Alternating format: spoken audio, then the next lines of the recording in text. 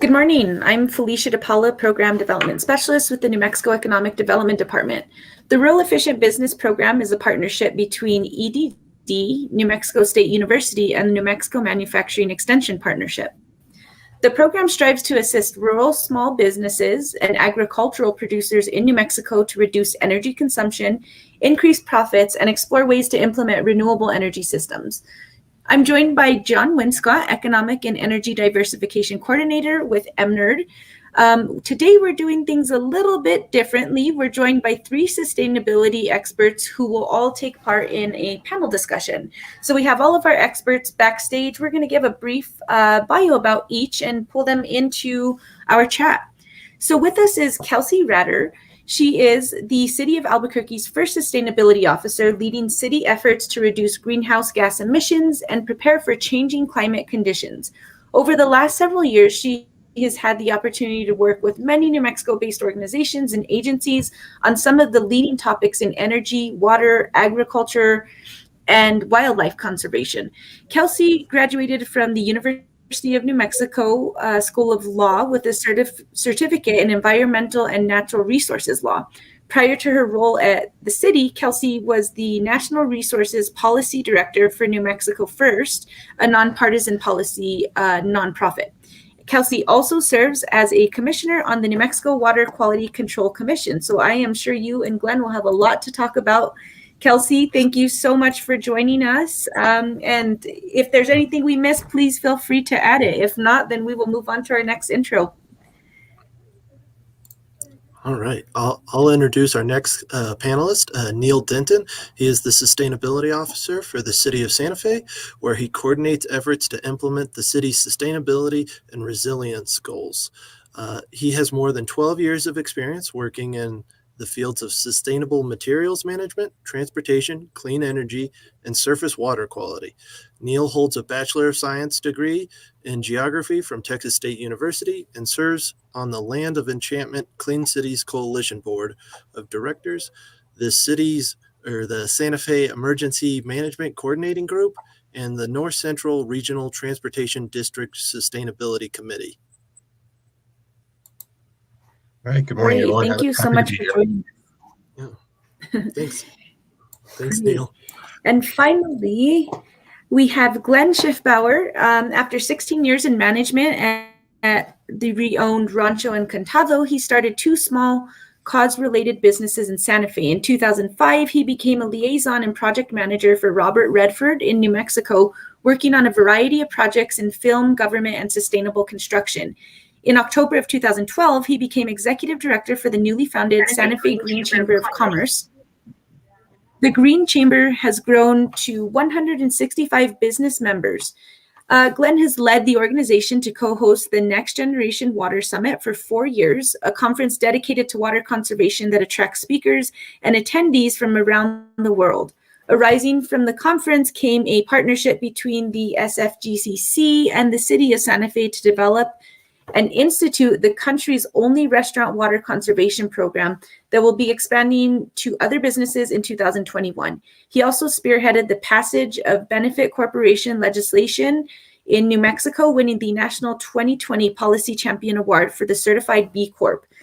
Since 2014, he has worked on messaging with economic viability of methane mitigation with several environmental organizations and the Center for Methane Emission Solution. Glenn has served on the Santa Fe Sustainability Commission, the last 2 mayors' climate change task force, and the New Mexico Economic Department Sustainable Economic Advisory Council. Thank you so much for joining us, Glenn, and we are adding you into the stream. Thank you, Felicia. I'm happy to be here. Well, thank you. Yes, terrific. And I apologize, I have a delay because I have the worst Wi-Fi in the world in Pawhuska, so I am not being rude if I cut you off. So let's just jump into some questions, and please, everybody, feel free to just have an open discussion with one another. Basically, and this is probably geared more towards Neil and Kelsey, what is the role of a sustainability officer for people out there that may not know? Okay, I guess I'll go. So my role here at the City of Santa Fe is to coordinate interdepartmental efforts to implement our Sustainable Santa Fe 25-year plan. which was approved by our governing body in 2018 and set very ambitious goals, including carbon neutrality by 2040 and to be a zero waste community by the same time. Those goals are for, carbon neutrality for the whole city, not just city operations. So there's lots of work to do, and lots of people across the city are working on that. That plan is built not just on carbon neutrality and zero waste, like I mentioned, but also, ecosystems, quality of life, education. It's a comprehensive plan to create a thriving city and sustain the thriving city we have here in Santa Fe. So I've been here for 2 years, focusing on that, and I've got a lot of work for my career in front of me. Well, thanks all for the question. The Sustainability Office in Albuquerque is, of course, going to be very similar to Santa Fe and other sustainability offices across the country. Primarily, we categorize our work as advocates for progressive environmental stewardship. So oftentimes in the environmental space, regulation and regulatory work is a little bit, is looking at situations where oftentimes environmental issues have gotten to a point where they need to be reined in and to come into compliance. And so we really try to have that forward-thinking, proactive approach to ensuring environmental stewardship across the city. We also support city government offices in improving their processes and supporting them in applying for grants and assessing where they can make improvements to become more sustainable. And we serve as a connection point and a resource to the community, both into creating research and also being advocates and sort of a point of contact to be able to have a discussion and interface with the city on sustainability issues. Awesome. So how does everybody on the panel relate and work with urban or rural businesses? What does that look like in each of your roles? I'll go first on first this this real time? quick. Oh, okay. So predominantly with City of Albuquerque, we work with small, medium-sized businesses through our Mayor's Energy Challenge that we've been running for the past 2 years now. We've had a really unique opportunity to provide technical support to small businesses so that they can connect with available resources being offered through utility programs to lower their energy usage. And we also have which also has the double benefit of shrinking their carbon footprint and lowering their monthly costs at the same time. Of course, through this program as well, we've been trying to help businesses increase their employee engagement by utilizing green teams and forming green teams, and to get recognition from customers for these efforts that they're making towards trying to contribute to our overall environmental health. Yeah, so here in Santa Fe, I work with small businesses to, help business owners or managers, figure out how to increase their use of renewable energy. If they want to call me, have what they could consider a concierge service to figure that all out, run some numbers and, figure out some financing information. In addition to that, I'm in the environmental services department where we do, trash and recycling services. So we help small businesses figure out how to save money by increasing their recycling. If you have your trash collected more than once a week, doing trash and recycling will save you money. Also, we have a water conservation office that works with small businesses as it relates to rebates, and a great program I'll let Glenn talk about. He's very engaged in with restaurants and hotels to help people save water. As I mentioned, our sustainability plan is not just based on the environment, but also improving the economy. So, our economic development department has launched an online and automated system to improve business licensing, and regularly convenes with the tech industry, and launched a food pre-accelerator program recently. And they do a lot of great work. I'm not going to spend too much time on. But anyone who's listening, if you want to reach out and talk about how to be more sustainable, you can find my contact information on the City of Santa Fe's website. Well, as the Green Chamber, what we try to do is make sure that all of our members have Neil's number on speed dial. All right, thanks, Glenn. As do I.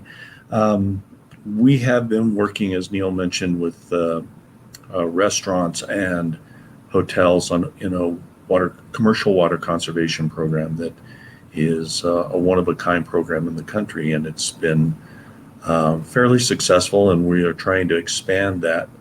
Um, we also just act as a resource for any sustainability questions that our members or any businesses have when it comes to how they might be able to operate in a more sustainable fashion.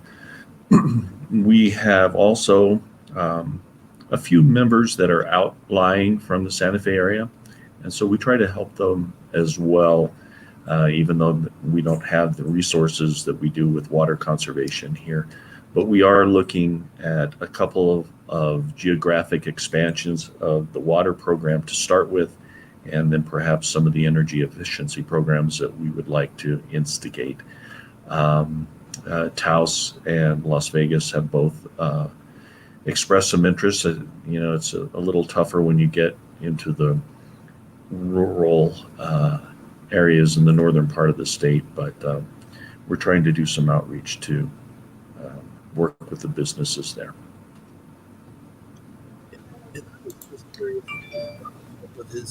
With the city of Santa Fe's 25-year carbon neutrality plan, but are there other strategies or plans that might guide your work? And Neil, you've already mentioned one, but if there's anything else you'd like to add, this I guess is more directed towards Kelsey and Glenn. I was just curious as to if there's set metrics that you're aiming for outside of like carbon neutrality by 2040, sort of. Yeah, what guides your work from like a macro level? I'll go ahead and jump in real quick. Yeah, go ahead, Sorry Kelsey. about that. All right, thank you. So that's a great question. I think one of the biggest pictures that we're always looking at from a sustainability perspective is what is our greenhouse gas emissions inventory look like? Where are our emissions coming from? What can we do to try and reduce that? Reduce those pieces of the pie that are contributing to climate change. And so from a macro level, we really see that building energy usage is the predominant source of our greenhouse gas emissions, especially in the city of Albuquerque.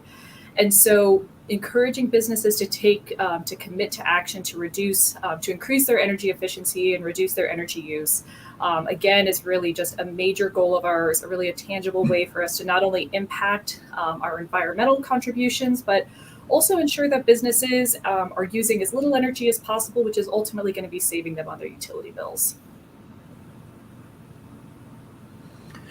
Yeah, we have a contract with the city of Santa Fe, and we have certain benchmarks in terms of the number of businesses that we pull in. We are very keen on collecting the data when it comes to water use, which is one of the reasons that we have been looking to replicate the water conservation program into an energy efficiency program. So on the one hand, we have the number of restaurants and businesses that we are doing these assessments for, so we can see how much water they have used in the past, and we can make calculations using the water fixtures that maybe we replace in those businesses with at least a theoretical decrease in water. Going forward, that we should be able to, take a look and measure those with actual, water usage on their water bills. I would just add, in addition to our too far out. Sorry. I apologize. Go ahead. Okay. In addition to our 25-year plan, last year we were certified as a LEED Gold city. LEED being leadership in energy and environmental design. It's traditionally applied to buildings and campuses, but the U.S. Green Building Council has expanded it to cities and communities. Last year we were the second city in the world to achieve LEED Gold under the newest, more stringent rating system. Orlando beat us to it, unfortunately, but we're proud to be second to obtain gold. But the reason I point that out is we want to apply for recertification in 5 years and hope to achieve platinum. So that's another guiding document, and that applies to everything within city limits. So all the choices businesses make, all the choices residents make. If you're recycling more, if there are less miles being traveled by your employees, if you're more energy efficient, and so on. That'll help us reach that goal of platinum. Interesting. Glenn, can you tell us a little bit more about the program that you're managing? Like how many restaurants have participated at this point? How do they get involved? And then Neil, to kick it back to you, if you can tell us, how does a city go about, becoming certified and participating in that? Sure. The City of Santa Fe's Water Conservation Office began this program, I believe, about 3 years ago, and they had the concept of doing the restaurant program, but they weren't getting a lot of uptake. There was some resistance, I think, with somebody walking into a business with a City of Santa Fe logoed shirt and talking about doing an audit on their water. So We're from the government. We're here to help. exactly, and so being an organization made up of businesses and being pro-business and looking out for what is actually, our reason for being green is not just because it's the right thing to do, but it's green, this kind of green, and we can message that doing these things really do go to your bottom line in a positive way. And so we started a pilot program to see how it would work, and we started with 30 restaurants. We've since grown to about 85 restaurants and a handful of hotels we've just started on, and shopping centers. And what's made this really possible has been, first of all, the support of the city, but also a partnership with the Santa Fe Community College. We've been able to lean on them and Amanda Hatherley at the community college especially to create a certification process for people to become certified auditors for restaurants and certified hotel auditors and now commercial audits, so that there is an economic development and a job creation aspect of this that really fits well into the mission of a business organization like the Green Chamber.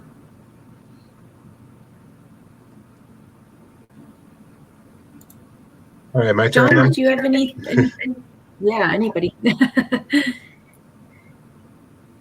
Yeah, you had asked about the LEED certification, and I do want to point out that Albuquerque is LEED certified too. They got certification last year as well.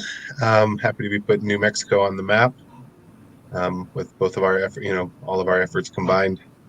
So it's a very intensive process with lots of data.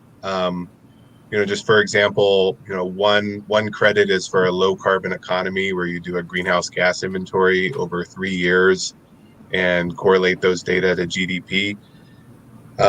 So, measuring all of the greenhouse gases within city limits over 3 years takes a lot of time, a lot of effort.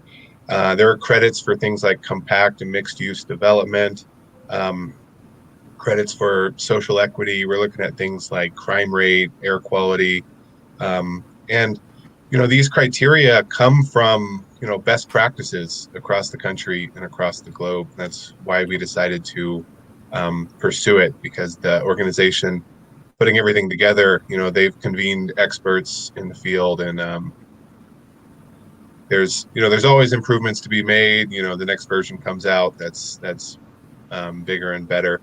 But it's a great way for us to be fully transparent about our sustainability efforts, and for the residents of Santa Fe and anywhere who wants to know what we're doing can see what's happening. To follow up on that, I was just curious, how does one measure sustainability in a city or put together an emissions portfolio? It sounds like a massive undertaking, like you said, and I was just interested if you could take us through the details of that process. Is that for me? I'm sorry. It could be, Neil or Kelsey. Yeah. I guess I'll go and then let Kelsey. So, there are some primary metrics that we track in sustainability, and then there are lots of performance indicators that are, say, underneath that go into that. But one I just mentioned is, greenhouse gas inventories. Cities generally do them every 3 to 5 years. Cities that are doing, that have sustainability offices. as opposed to something like annually, just because of how time intensive it is. There's also this international organization called CDP, which stands for Carbon Disclosure Project. And they have a questionnaire related to everything a city's doing, lots of narratives. So not just numbers we're talking about, where, people can go to their website and see what's happening, not just in cities, but businesses as well. But some other important metrics for us is per capita water use, housing, transportation costs. I have a number of performance indicators in that sustainability plan I mentioned, and we hope to develop a very robust sustainability dashboard on our website within the next year or so. Neil covered a lot of the great points. I think some of the pieces I would add are there really are so many different ways of measuring sustainability. We have so many different sustainability concerns, everything running from greenhouse gases to heat mitigation to how we're performing in terms of reducing our water consumption, waste usage. And so it is quite a wide world and a lot of room to be able to have a lot of successes, but also to ensure that we're performing well across the board holistically. The other thing that I would add is really important from a city perspective is ensuring that we're embedding equity in our approach and we're prioritizing areas of the city that may have had historical disinvestment. They may not have as good of access to sustainability metrics as we view them as other portions of the city, and understanding that those inequities exist and trying to address them in our approach. In addition to that, some of the things that City of Albuquerque specifically measures is the percentage of our power that's being sourced from renewable energy, the amount of tree canopy that we are planting and continuously maintaining, and of course our water usage and water consumption, as well as some of the other metrics that Neil identified as well.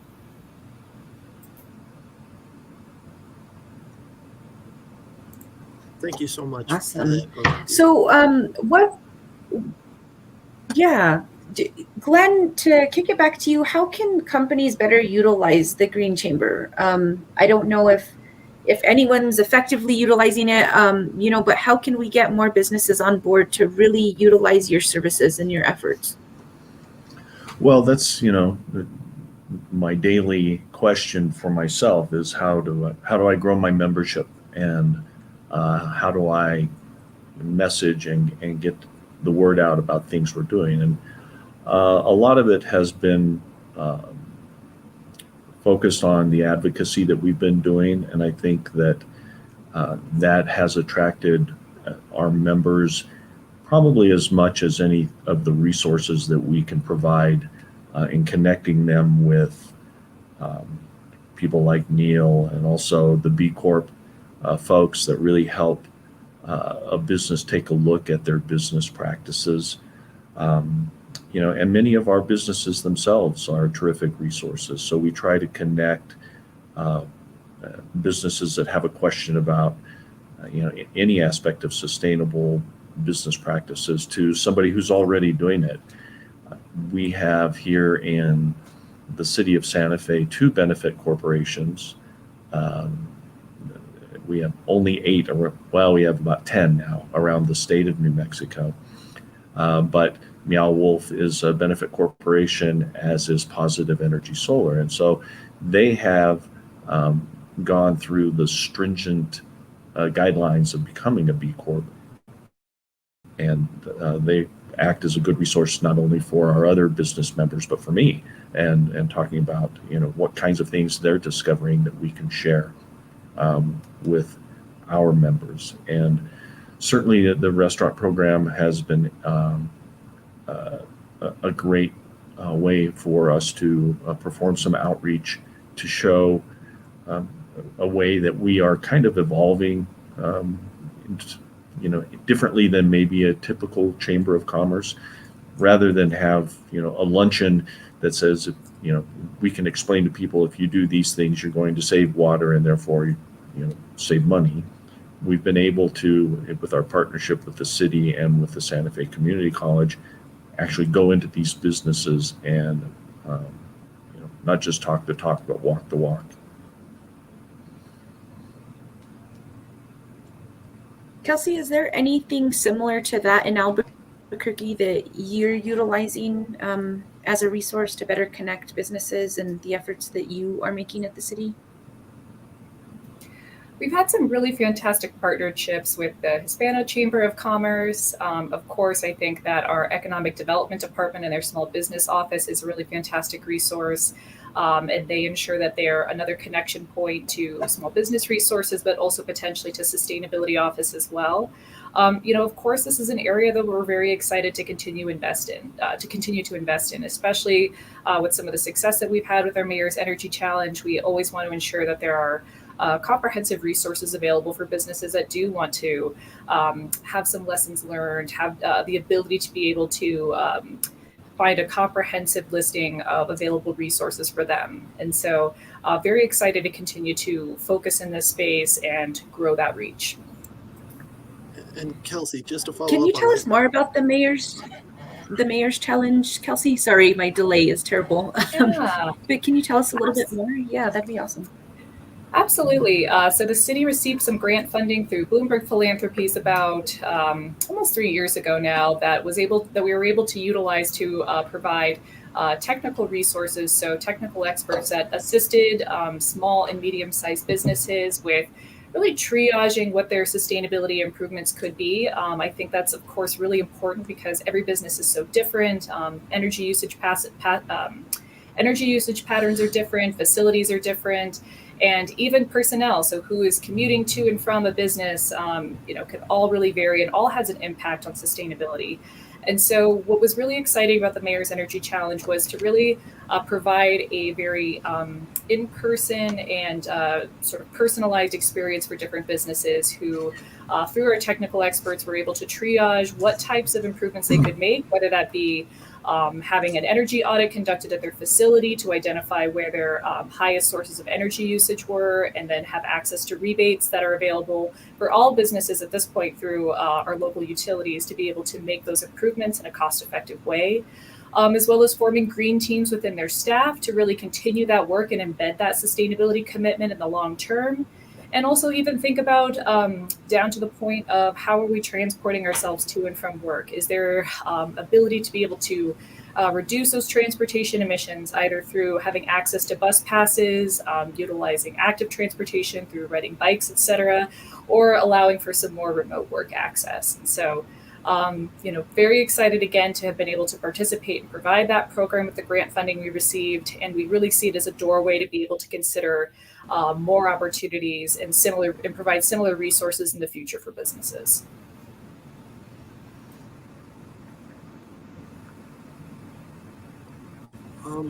I kind of wanted to take a look at sort of what the day-to-day, I guess, correspondence that you have with small businesses is like, starting off with sort of what are the most common problems you see small businesses coming to you with, and then I'll expand upon that, but I just kind of wanted to get your first impression on sort of what are you facing on a day-to-day basis when a small business comes to you.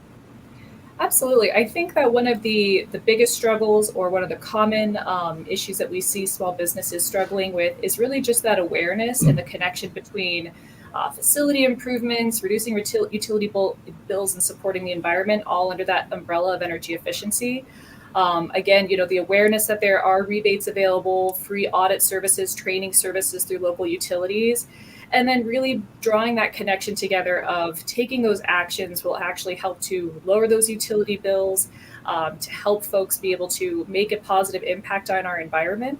That's not always such a visible thing for everybody. I think a lot of folks are really attracted to solar because it is so visible and it is so apparent to everybody. It's right on site, and it's making a difference. But again, really reminding everybody that energy efficiency goes a really long way in helping businesses to become more green and is really the recommended approach. We say efficiency first before trying to tack on solar and take on some of those other potential improvements. So on that note, what are the most affordable changes a business can make to become more sustainable, in everybody's opinion? Yes, I'll go. I'll start. Okay. just like Kelsey said, energy efficiency and conservation are the things that we preach as often as possible that can impact sustainability and the overall good of our climate, but also it's the first things that hit your bottom line. Saving anything that you don't have to pay to the utilities. It's the greenest kilowatt is the one you don't use, and the best water conservation is the same. The less you use, the less you have to pay. And as Kelsey mentioned, there's a lot of attention to, what can I do with solar and things of that notion. But especially in Santa Fe, most businesses don't own their building, so it becomes a real conundrum for business owners and landlords and the Green Chamber in trying to facilitate any sort of renewable energy impact. So again, it's just start with the simple things that you can do with your business practices to save. Sure. And earlier you went into detail about how you have sort of specific metrics that the city of Santa Fe has given you. And I was just curious if everyone had sort of tangible metrics regarding businesses and I guess the amount of help that they need to give to small businesses every year. And is that represented by like percentage of businesses that have made green or sustainable changes by this certain date? Or how would that be measured if it's being measured at this time?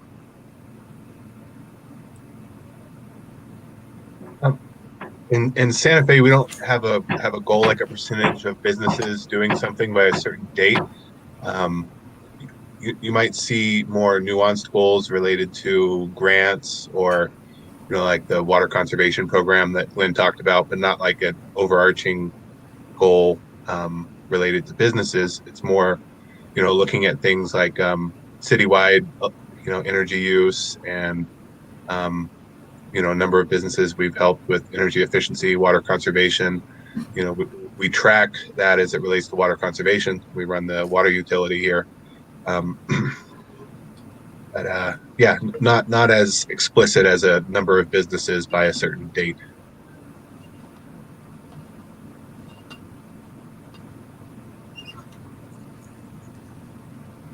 John, did you have anything to add to that before we move on to the? Well, following up on tangible goals and sort of black and white metrics, if a business comes to you, are there metrics that you help guide the business through? Like, if you have this many square feet, we hope that you take up this amount of electricity, or if you're based upon your business, you should be consuming this amount of water. Information like that you could pass along to a business to sort of help guide their sustainability journey. Well, I can say from the water standpoint that what we are doing is gathering that data and also sort of back testing it. So if you are a restaurant that serves 600 meals per day, we know how much water they are using and the practices that we can show them to reduce their water, so that if we go to another restaurant that serves 600 meals a day, we do have a way to compare that. Now, we are not at the point where we are we have enough data to walk in and go to Applebee's and say, well, this is what Olive Garden uses, and there are a lot of differences. We can do some rough estimates based on number of seats and square footage and landscaping, but at this point I don't think it's robust enough that we can go into a business and know what they should be using ahead of time. So there's been a lot of talk about water. So how do we encourage economic growth while addressing drought? Because I think that's the obvious that's the obvious issue here, and that's a concern of all New Mexicans, is how do we continue growing as a state but address, that fear that all of us have? I'll jump in here real quick and highlight some of the strategies that some of our local partners have taken in trying to address some of these issues. Of course, we're in a trajectory where water availability is going to be increasingly limited over time. I think that there is a lot that we can do, though, currently to think about what are we doing to try and be water smart? And of course, a lot of that can happen at the facility level. And of course, our water authority, the Albuquerque County Water Authority, has great resources to be able to encourage that water reuse. However, it can even translate to businesses even in their landscaping. So Let's Plant Albuquerque Coalition is a fantastic coalition of utility, city, government, and nonprofit partners that have put together comprehensive resources to identify the types of plants that are going to be sort of climate ready for Albuquerque, ready to withstand some of those drought conditions, while at the same time helping to provide shade and increasing energy efficiency again, hopefully for those facilities that are planting those trees in and nearby. So I think water reuse looks different in a lot of different ways, but it is something that we're going to continue to be working towards and ensuring that businesses and that the public at large has access to resources to help us be prepared and resilient for water conditions as they fluctuate. You want to go, Neil? Yeah. The best time to make sure a building is, conserving as much water as possible is when it's being built, as there's a possibility to do that. And our building code requires what's called a water efficiency rating score, who the listeners in Santa Fe are familiar with, where it gives the builder the flexibility to determine how they're going to achieve certain water efficiency requirements to make sure that water is not being wasted. That building code where the water efficiency rating score is required currently only applies to single family, but we're working on expanding it to multifamily, and we'll then expand it to commercial. And there are requirements for certain retrofits and additions that trigger that as well. In addition to that, new buildings need to bring water rights from the Middle Rio Grande or purchase them from our water bank, which is fed with water conservation efforts. So every gallon saved through rebates goes into that water bank, so that there's not a net increase in water being used in Santa Fe. The part we can't control, we can make a house efficient, but if someone decides to take a 2-hour shower and pay the bill for that, or what, we can't really do anything about that. That's where you're paying the bill for it. That's where that part comes in. So in addition to that, we've talked about our rebate program for water so that people in existing buildings can get some money back for so for businesses, upgrading their urinals or toilets, our primary rebates you can find on Save Water Santa Fe. And there's also a custom retrofit application. If you want to come up with a creative way to save water in your business, then you can, talk to our water conservation office and get a rebate for that. But, ultimately it's got a lot to do with education and outreach. We need, we have signs up everywhere saying every every drop counts when you're washing your hands and things like that. So it'll always be an effort of treating water as the precious resource that it is here in the Southwest. Yeah, we the point that you brought up, Felicia, is is something that as a business organization we get asked quite often. And the Next Generation Water Summit was born out of that very question. We have a finite resource, and the limit to growth in New Mexico or anywhere is going to be water. And as we've discovered maybe not we, but I discovered through the Water Summit and having climate change experts come to speak to us even 4 years ago, we're not in a drought, we're not in a mega drought, we're in an aridification era. And so this is the way things are going to be. And how do we cope with a growing population and not a growing amount of water? And so as Kelsey said, reuse is huge. And as Neil alluded to with the water bank, excuse me, here in Santa Fe, we have had a pretty steady growth pattern here in Santa Fe, and our per capita water use has gone down since 1995. And so there are ways to do that.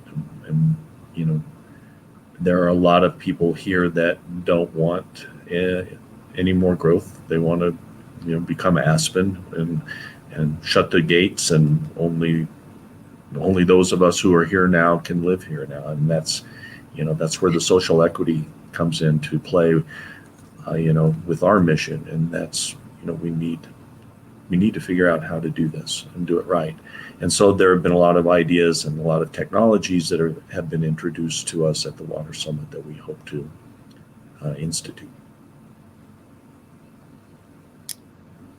And is New Mexico at the forefront of that after, attending those summits? Where are we at? How are we doing? Is there a model that we're following? It's just so interesting. Just curious. Well, I think that, Israel is at the forefront, and they have come up with a lot of technologies and policies because they don't have any water. New Mexico is, and actually the West is headed in that direction. So I think that there is a lot of attention in the water world about things that we can do, and some of the technologies, some of the practices, for those of you, if there's anybody here in the southern part of the state, that there's huge amounts of water used for agriculture and flood irrigation. And those are things that are unheard of in some places where they're really paying attention to water. And, I think we are on the cusp of being that leader.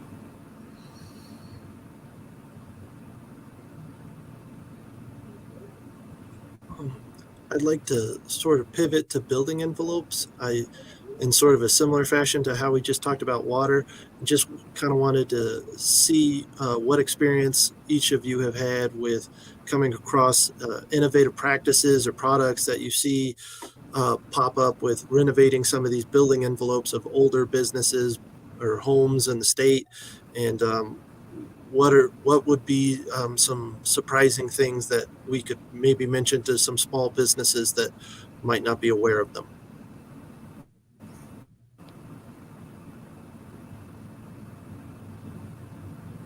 Yeah, I'm not sure about innovate. I mean, buildings, when it comes to sealing a building envelope, I'm not sure how innovative we're getting. I mean, we're talking about like caulk insulation, right? I'm not really a building science expert, so there could be some innovation I'm not aware of.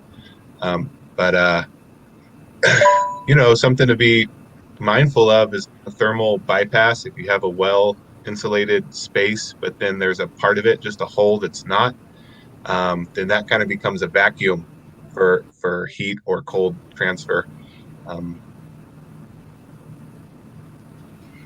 I'll add there that from the city government perspective, we have over 400 buildings that are technically city facilities, and especially I think with some of our larger facilities, Sunport, Biopark, we're really seeing some really great innovation in the sustainability space. In particular, we have had some really great success over at the Biopark with some of our solar pergolas, solar shade structures that are put in place over parking lots. So it has multiple benefits of helping to power and provide a little bit of grid resiliency to our biopark, which has some very sensitive heating and cooling needs, especially with all those different species that are dependent on those throughout all different seasons.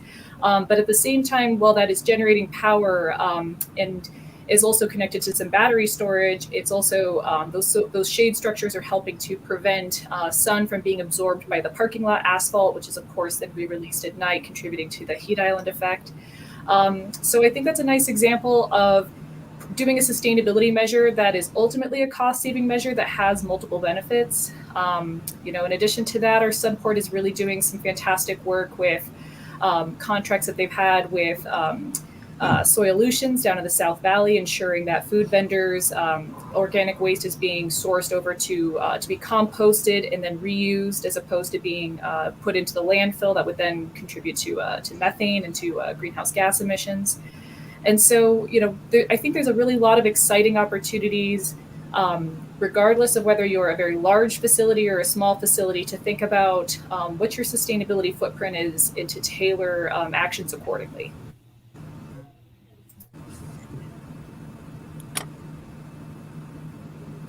Thank you both for that. And we have people here from Albuquerque and Santa Fe, so I was just curious as to what are some unique sustainability challenges that you find in the area that you work in, and what are some strengths that Santa Fe and Albuquerque might have when it comes to sustainability? I'll jump in real quick with that. So, of course, some of the unique challenges that we have in the Southwest is just the layout of our cities is often very spread out. People really prioritize being able to have sort of larger living spaces, including yards. And so, of course, it's going to contribute to transportation emissions because we don't have a sort of infill or transportation-oriented development approach to, or historically have not had that. You have a lot of commuting times, commuting to lots of different parts of the city, potentially in a single day to do whatever you got to do during that day. So recognizing that transit does play a valuable role for us, but taking that tailored approach to support folks to be able to transition to low or zero emissions vehicles to help reduce that localized pollution, especially with ground level ozone.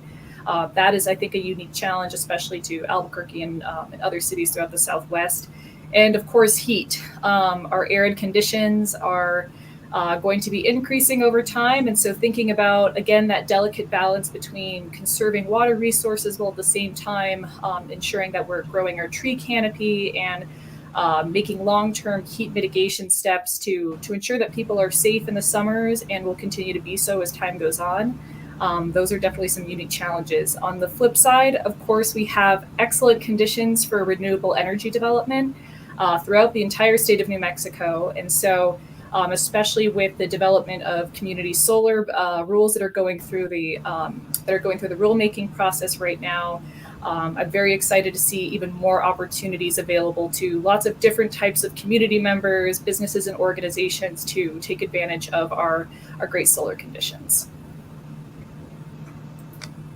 It won't come as a surprise to any of the listeners in or around Santa Fe that our unique sustainability challenge in Santa Fe is housing affordability. I have to acknowledge that as most of our workforce has to live outside of Santa Fe and commute into Santa Fe. That's a huge part of our carbon footprint. And we're always working on that. Our Office of Affordable Housing does really impressive work, bringing in funding from the federal government and from the Affordable Housing Trust Fund. But I digress. I don't want to spend too much time on that. A big challenge that we're all thinking about as the grid is transitioning to renewables is electrification of existing buildings, which has a substantial cost to building owners, building managers. So any ability for grant dollars, whether it's from the federal government or from foundations, et cetera, to help businesses, with electrification, switching their gas equipment to electric equipment to take advantage of those electrons in the grid produced by renewable sources is definitely a unique challenge just because of the cost right now. Many cities across the country are taking the lead on that with building codes and requirements for existing buildings. And the building owners are just having to foot the bill. And that's not something we can really do in Santa Fe because, we don't have the economy of a New York City or a San Francisco. So we have to be creative here in Santa Fe about how we're going to electrify existing buildings and specifically to do so with some assistance from foundations or the federal government.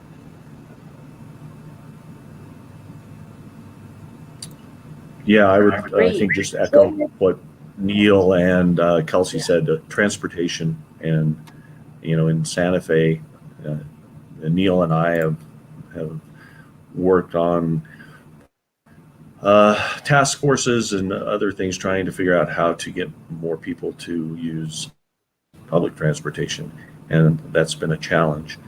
I think in looking at strengths between Albuquerque and Santa Fe, having worked on in the legislature with then Senator Tim Keller and our current mayor's focus on making Santa Fe the most sustainable city in the country are some strengths that I think allow, and I don't want to speak necessarily for Kelsey because I'm not that involved in Albuquerque, but I think it makes our work a little easier with that kind of support.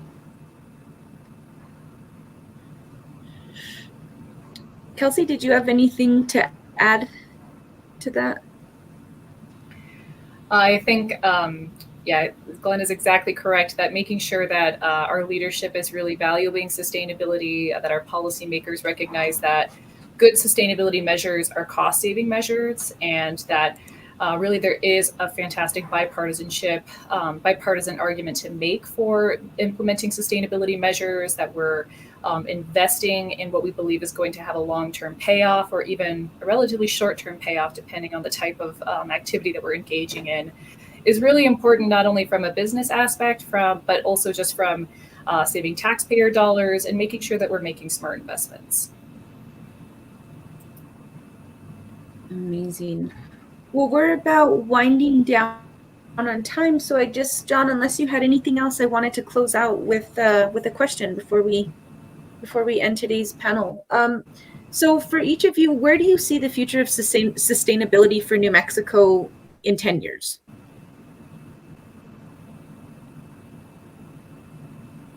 Well, one thing in 10 years, it'll be 2031. In Santa Fe, we're a part of the Architecture 2030 Challenge, which sets the goal of all new buildings being net zero energy by 2030. So I certainly hope that that's the case by that point, and that we have, per our Energy Transition Act, way more renewable electrons in the grid, with that, required to be the case by 2045, PNM saying they'll do it by 2040. And as far as transportation goes, I hope we have a much more robust transit system in and around, to get people around New Mexico, and that more people are driving less polluting vehicles. We have a well built out electric vehicle charging network, so that people can travel around the country in electric vehicles. And in Santa Fe, I hope we will see a lot more bike lanes, sidewalks, so that people can get around more easily without four wheels and a combustion powered engine. I think Neil really hit it on the head. I think that folks will be, of course, that wide scale adoption of renewables. I think that we're doing really well, and we're going to see some major changes and shifts in the next couple of years. Similar to that, even though the car market is a little bit slow right now, we're anticipating that around 2026 through 2035, there's going to be some huge changes that are being driven by the auto industry, the types of vehicles that are being offered. Of course, predominantly electric and plug-in hybrid vehicles are going to be much more affordable, and there'll be many more options available to people. Of course, I think in addition to what Neil said, I'm hoping that we start to see some changes in our built environment, and even how we work. I think the pandemic has really shown us that working from home and working remotely is an option for many people. And hopefully with that, with hybrid programs, with the ability to continue to implement that in our lives, that is also going to impact our ability to be able to reduce our transportation emissions, while also having an improved quality of life. Yeah, I'm optimistic, guardedly optimistic. I think yesterday's PRC decision, I'm hopeful that isn't a setback in our timing for increased renewable energy production here in the state of New Mexico. But I think that in dealing with the Water Summit and some of the businesses, I think innovation and technology are going to be helpful in getting us to some of those 2030 goals that Neil talked about. We're a state that is highly reliant on extractive industries, and so we've got some heavy lifting to get to a place where we are free of the fossil fuel industries that have been supporting us solely, or not solely, but in such a way that we're reliant on them. And the transportation, I am excited to see how the Ford F-150 impacts rural New Mexico. The pickup truck is king when you get to the eastern and southern parts of the state, and how that gets adapted is going to make a big impact. A lot of the ranchers that I've worked with in the legislature are converts now, because they can use their ranch and make a lot of money selling leases to wind energy companies. And so I'm hopeful that they're going to be the first ones to plug in their electric pickup. That would be a good sight. Well, thank you so much, Kelsey, Neil, Glenn, for taking the time out of your schedule today to chat with us. We really appreciate it. John, thank you again for joining us for another great interview. I am going to close out by sharing a slide. Thank you again. I shared your contact information for anybody that would like to contact Glenn, Kelsey, or Neil. It is in the chat. And any questions that are forwarded on to me, I will be sure to get it into the right hands. Again, thank you so much. Well, we will close out with our PowerPoint to tell you a little bit about what is going on. And John, will you give me a thumbs up if we are on the right screen? Does that look right? Okay. Looks good. Great. Sorry. Yep. Awesome. No problem. I am having trouble getting my mouse over to the second screen, so I just bear with me. All right, there we go. Awesome. Well, as we've said before, New Mexico State is a partner of ours who conducts energy assessments for rural businesses throughout the state. They currently have a contract where they can audit restaurants and breweries. So if you are interested in that, please feel free to contact me. We're having an error, so there we go. So feel free to contact me. This is my contact information, or Jalal, at 575-646-1510, and we will get an assessment set up for you. We also partner with the New Mexico Manufacturing Partnership. They are a team of manufacturing engineering experts that are available to assist manufacturers overcome barriers in growth. They can help with everything from training to audits and assessments as well. Please feel free to contact Jennifer Sensabaugh at 505-262-0921. And finally, I know that the question does come up of how the Rural Efficient Business Program works. So let me share a little bit with you. Where do you start, essentially? And that is signing up at our www.nmruralbiz.com website.